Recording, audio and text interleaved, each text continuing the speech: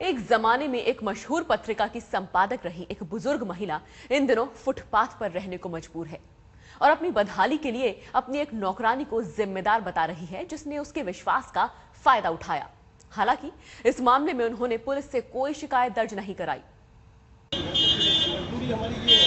मुंबई के वर्सोवा के फुटपाथ पर पड़ी ये महिला किसी जमाने में एक बड़ी पत्रिका की संपादक हुआ करती थी। आज ये गुरुद्वारा के लंगर से खाना खाती है और फुटपाथ पर रहती है।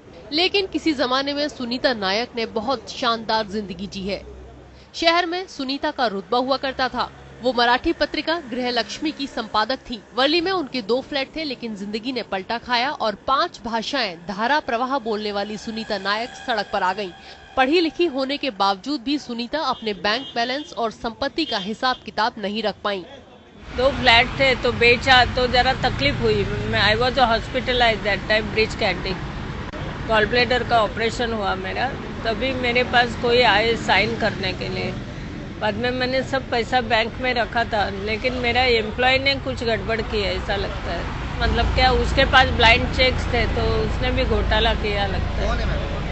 वो कमल रायकर करके है। स्थानीय लोग अपनी तरफ से सुनीता का ध्यान रखने की पूरी कोशिश करते हैं। इसने मुझे अपनी तकलीफ बताई। उस वक्त मैंने इसको बोला कि मैं तुम्हारी तकलीफ दूर कर देता हूँ, तुम मेरे से लेटर लो और तुम वहाँ पर जाओ। इसने उस चीज की तरफ ध्यान नहीं दिया। इसने सोचा होगा कि या इसके रिश्तेदार आएंगे, ले जाएंगे, ढूंढेंगे।